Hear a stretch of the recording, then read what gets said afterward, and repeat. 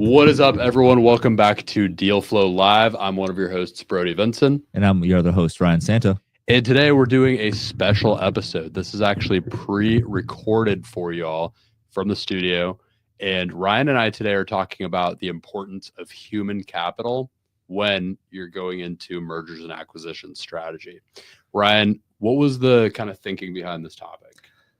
Well, the recurring theme that we get when we speak to business owners, and even in our own experiences with running businesses and being in business for small family-owned operations, is that staffing is a concern, whether it's maintaining it, hiring for it, and how do you keep a workforce engaged, and even people coming in, with, in certain cases, low-skilled jobs into differing industries to very skilled trades. How do you engage with people to create a place where people want to actually show up to work? How do you develop that culture and those incentives? And how do you as an owner kind of get over those humps of figuring out whether you can or can't do things?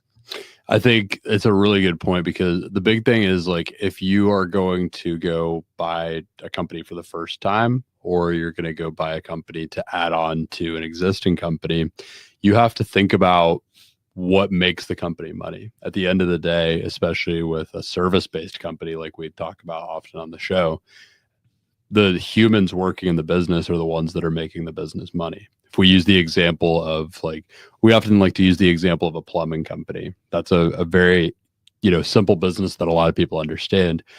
You make money because you have plumbers that are going out and doing the plumbing at the end of the day. So if all of a sudden you have a problem keeping plumbers on, then you're not making money in the business. So you have to figure out how to keep them on.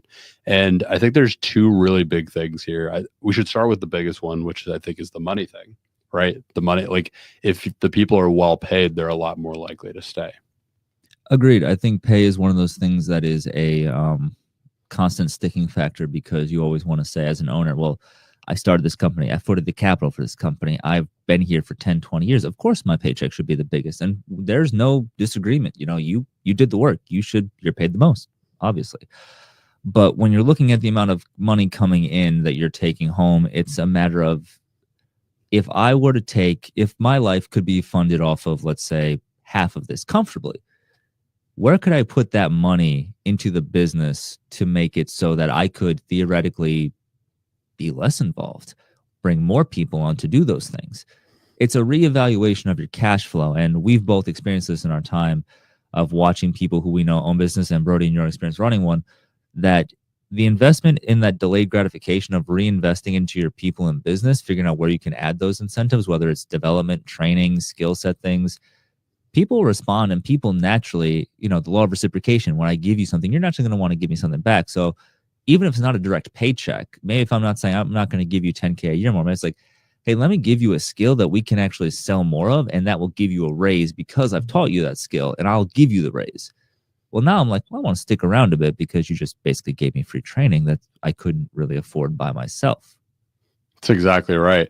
And I think if you can find those opportunities where the two work together in harmony like that, where it is growing the business while also growing this person as a person, that's the important thing. I think when you're getting into non-monetary incentives, obviously the money thing is the huge thing. Like, you want to be paying your people above market rate at the very least, and at the most you want to be towards the higher end or the upper end of what people are making within that industry. I think a lot of people struggle to get their head around that because they want to keep the costs as low as possible. But at the end of the day, your human capital will make you more money if you can afford the top people, the most powerful people. The other thing I would say is, like, getting into the non-monetary thing, I think there's a lot of things that you have to do to be able to first recognize those opportunities for the things like the training and everything. And you have to align that to the individual person and their own needs. Knowing your staff is key. Who wants to work on what? Let's use HVAC as an example. So there's a lot of certifications in HVAC. We follow a lot of HVAC people on different social media platforms, and we see that sometimes they're getting low voltage training to do different freezers. Sometimes they're getting specialized in deep freezers for restaurants. Duct cleaning and hood cleaning is specialties. So understand where your people have their interests or where they prefer to work in is vital to that. And like Brody said, if you can, afford the capital, spend it on your people because they'll want to stick around, but also make sure, you're pricing correctly. I think a lot of times people feel like if I raise my prices, I'll lose my customers. But, there's all sorts of financial factors you can point to, inflation, blah, blah, blah, whatever, cost of goods sold. So like as things go up, try to keep your people going up with it. That's really the best incentive. And that's why you as a business owner need to have very clear financials that you can always reference to figure out where you're at. Knowing specifically, I think, is important. And Brody, I'll toss this over to you in a second here. How much money are you making with one individual of your company? What is when they're going out and doing their job in a year, you should probably be able to get pretty close to how much money they're bringing. Let's say one HVAC technician does roughly $350,000 worth of work that your business takes in a year, and that can really be a basis for something. And Brody, I think you have a really good plan on how you should utilize that. Yeah, one thing I've been seeing in that particular space, and this could apply to really anything where your labor is your main cost in your business, and the more people you have on, the better you can do. These are businesses that are supply constrained in nature, which means that they have plenty of work going around and plenty of work to be serviced, but it's hard to find enough people to service the work. Another example I've seen of this is mental health counseling. I had a client who had the same issue where if she could find as many counselors as possible to come work for her, she was making a lot of money because she could find work for them. But the problem was finding enough counselors. So there's all these businesses that are like this. If in those businesses, that you make $350,000 a year in revenue from someone, then that starts to give you a budget of what you could pay to get someone else. And a lot of people will jump straight to going and paying a recruiter or a recruitment company to do that. But you might be paying like $20, $30, $40, $50,000 to that recruitment company to find someone. And they might not understand the culture of your company that well either. On the flip side, a lot of those same companies will only offer $500 or $1,000 to an employee in the business if they go and recruit someone and bring them onto the company, knowing full well that person that they recruit is going to bring $350,000 of revenue into the business. Now, if instead you could offer something really, really attractive, like say $10,000, and you could tie that to the person that gets recruited staying on for like 6 or 9 months or something, and it only gets paid out in milestones as they get to certain points, then all of a sudden you have a little bit of a recruitment machine within your business, and the employees are going to be in kind of a frenzy to go get those bonuses and recruit people to grow the business, which if more people come in, then you can give them more work. That's something that I've heard that I think works really, really well. The other thing is if they have that standing deal to make $10,000 every time they bring someone in, they're all going to be really excited about going and recruiting. That's going to transfer into the culture of the company. They're all going to be excited about working there. They're going to be making a lot more money than they would make elsewhere. All the while, you might be slightly cutting into that margin of $350K, but your margin on that on the low end, let's say for HVAC, like you're probably a decent bet you're at like 25% margin or something, right? So 350,000 times 25%, you're making $87,500 in profit for that person. If you cut that down just by 10,000, you're still making $77,000 extra in profit per person. And then they're going out and recruiting like wildfire. And it makes a lot of sense when you start thinking about it like that. Because again, how many years is that person if they're a good fit? I usually go say 1 year, cut the check, because you want that full return before. Because even if you're at 10, lose 10K, you made 77K. I'm pretty happy with that. What if they stay for 5 years? Again, and they can keep making an extra 10K per person they bring on. But let's say they stay for 5 years and they do the exact same thing. They never get a raise. They never up their price. You never up your prices. Probably should find a new company if you didn't get a raise in 5 years. But conservatively, let's say it stays the same. So you made that $77,500 on the first year, plus, remember that 77 number, 77,500. 87,500 times 4 plus 77,500. So you actually made $427,000 in profit in take-home money over those few years off of your $10,000. So what kind of return on investment? Tell me where in the hell you can spend $10,000 and get $427,000, because That's Vegas. that is literally a 42.75x on your money in 5 years, or 8.5xing your money every single year. And that's with one person. Every time that one person recruits someone, those people are going to want to recruit people too. So you could grow a business like absolute wildfire. That way. Yeah. Assuming you're doing the things where you're paying, a good rate. Because again, I think when you're looking at the financials of, where your company's at, I don't think a lot of business owners they have other people dealing with it. But I think, as somebody, you were the CFO of a staffing firm that was bought very quickly because it grew so fast and so well. You understand that, maybe you're not looking at the day-to-day, but you still need to review things and figure out where you could find that extra cash that isn't hurting your business. So I think when people say, oh, it's a ridiculous amount of money, well, maybe there's some inefficiencies in your business that you're spending 10, 50, 100K on that you just don't even recognize. You've just been spending it for so long that you're doing it. But, keeping people happy and engaged and paid is very important. Also, you'll very quickly learn who's a good employee and who's not. Because if you got one guy who keeps bringing in people that stay for a year and leave, well, Joey, I'm not going to help you anymore because you just bring in your friends who suck. Like, I'm not going to give you that bonus. Sure. Yeah, exactly. And I mean, the other thing I think that's really big about this is like, if you all of a sudden have all those people coming into your company, your profit margins are going to go up quickly as well, because you don't have to carry the same overhead for every individual person. You have an office staff, that like an administrative staff, and they can manage a certain amount of people. And it's not like every one new technician or service provider or whatever it is that you hire, you have to hire a new admin or something. Each admin might be able to manage like 10 people or something. So all of a sudden your profit margins just start to grow like wildfire too. Oh yeah. I think a lot of times when we do these, sometimes people will look at it and say, well, these are pie in the sky numbers. This is all theoretical, blah, blah, blah. I think as a business owner, I've watched this happen in my own life with people I know who own businesses, families own business. We're giving these ideas because we've talked to a lot of business owners. That's basically all Brody does all day, every day. And like he said, with the clinic that he worked with, she did this and it worked so well. She stopped selling the business. She said, I'm actually going to keep it a while because I'm actually very happy now.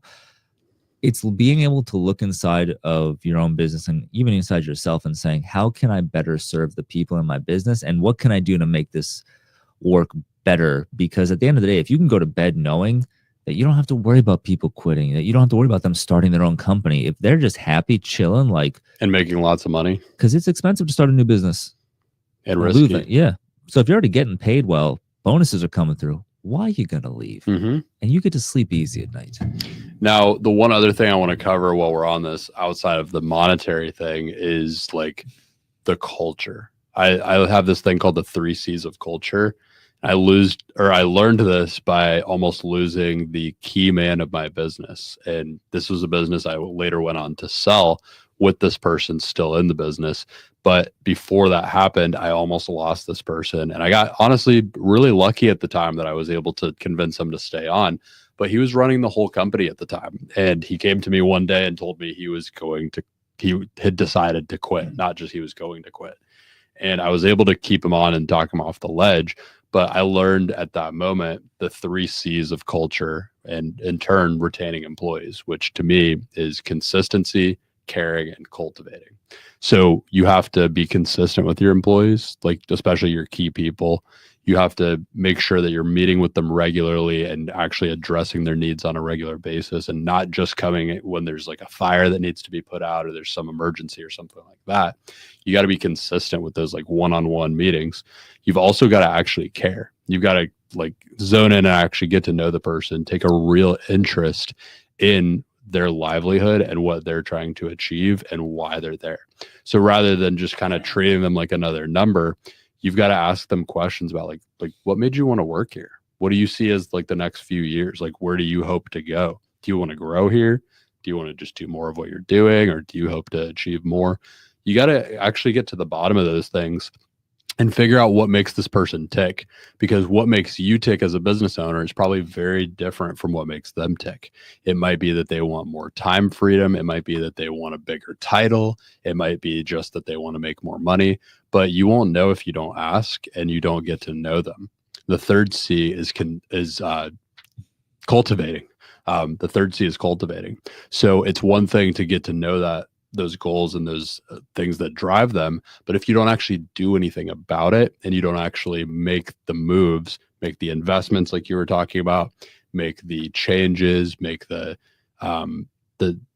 moves and the paths forward for that person to achieve those things that they want to achieve and actually make strides towards that, just helping expose that thing that they want to achieve is not going to actually help them achieve it. You have to actually do your end, like hold your end up of the bargain and do whatever you can to help them achieve that. And I think if you have those 3 C's locked in and firing on all cylinders, you will have an incredible culture of retention.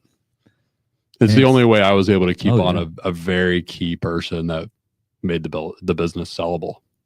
Yeah, I mean, you literally dug in and was like, you found that there was a big oversight that you'd been missing, and you were somebody who I think, well, actually I know this now. I mean, you were in the grind of the business. You were there. You were wearing every hat that they had available, sometimes 2 at a time. And I think that's kind of a double-edged sword, because while you knew the business inside and out, you were so busy working on it, and the people are a different thing. So that's where a business owner that's involved in the daily operations, yeah, you know your guys, you know your team, you know your gals, you know what they're doing, you know about them personally. But have you taken the time to work on them and see the greater goal? My mom, with her business, it's been 40 years, she had some solid people, but she would have, some people would just leave, because, maybe they go do a degree or something, but she wasn't figuring out how to build tracks for long-term growth yet. She was still figuring out, how the heck do I do that in a business that I have to train everybody from the ground up? And you really can't get people. It's really hard to find people who are good at dog walking and playing with dogs, because that's a whole body language and skill set. You got to basically put time and money into teaching. And sometimes people are just like, I could make more money being a butcher, and they just leave because they're like, oh, this was fun, but I'm tired. She had her whole training staff leave at one point because they were like, oh, we can start a business on our own instead. It did not work out. I mean, some of them have done their own small thing. It did not go the way they thought, because it seemed like a simple thing. So, my mom reworked her trainer program again. The trainers who work for my mom, who get promoted trainers through the trainer development program that come in, no non-competes. You want to leave? Fine. There's enough dogs for everybody to train. But she does a lot of training with them on basically how to be a dog trainer. And she's like, look, it's sales. You got to be online. You got to be engaging with the students that I bring you. I'm providing you basically free money by students by having a brand. If you go out, you're going to have to start all over again. And just because they go to your class doesn't mean they're loyal to you. You have to build that through social media, through engagement. So she's teaching them basically how to be business owners, but the commission off of their class per person is good. So if you just fill up a class, you're making good money just showing up on your base salary, plus your class commission, plus your other commission. So she just stacked it, basically commission, saying, the more you work you bring in, I make X on. I'll cut you in on every bit of X that I make. And, you can't churn volume because there's a cap, because you can only train so much in a day. But there's a lot of people come into the business going, I want to work up to a trainer, because that's a really cool life where the better the business does, the better I do as a direct thing. So that's really where she learned, after a couple hard lessons, I need to give people ways to make more money that isn't going to be me just cutting off my own leg. So I think that's a lot of things that business owners can think about, is commission per job, or work done versus commission given for the job. I love it. I think the thing I want to kind of leave the audience with today is, like, whatever human capital looks like in your business, it's going to be a little bit different, but you have to figure out the levers that you can pull that really drive the people to want to come to you in the first place and want to stay with you. And the second that you think that these people owe you anything, that they should be staying on, that you're giving them an opportunity, is the second that you're going to lose the game. As soon as you realize the opposite, which is that you are responsible for everyone wanting to come and work at your business in the first place and wanting to stay at your business, that is that realization is what will actually carry you to keep people on. No one owes you anything. You're going to lose in 2025 and beyond. It's only going to get more and more and more the case as opportunities become more abundant. Yeah, I would say that's probably that's kind of the hurdle that we get, because, you know, the pride of building something from scratch is immense, and you should be so proud for what you've built and what you have and what you're doing. You just can't lose sight of it. I think, you know, my dad has a very small business, and it's very streamlined, very simple. It's him and a couple other people. He's a chiropractor, so he handles the patients. He has 2 ladies who do front office, and it's a very straightforward, streamlined thing. So he doesn't have a lot of the same issues my mom does with her size, but you know, her thing was always number one, making sure that people had a place to come to work, but also knowing that if she messed up or something didn't go right, there was 40, 50 people who would lose a paycheck. They would lose rent. So I think as a business owner, you have to you have to think about, how can I serve my clients better? But like, you're providing families. Like, you got to make sure you're taking care of both sides. So that's another way I think that people need to remember to look at the business. Not they owe me, but like, man, these are my people. I got to take care of them. I got to take care of these families that they're responsible for now. That's exactly right. This has been another episode of Deal Flow Live. We do this show every Tuesday night at 6 p.m. Eastern Standard Time. So stay tuned in for the next one. This has been a pre-recorded episode, obviously, but we will see you on the next one. And it's been great having you. See ya. And if you're looking to find Ryan or myself. Oh, yeah. I'm on LinkedIn, Ryan Santo. Just, message me. Let me know it's from Deal Flow, and I'll happily chat with you, whatever you want. Brody, I'm on LinkedIn, Instagram, and a bunch of other places. Those are the 2 best places to message me. BrodyVincent.io on Instagram, BrodyVincent MBA on LinkedIn. Shoot me a message, shoot Ryan a message. Let us know what you want to hear us talk about on the next episode. And tune in when these are live. Ask questions. We will answer them. And we will talk about mergers and acquisitions for as long as they let us. Oh, yeah. Until the live stream will cut off at some point. We'll see y'all on the next one.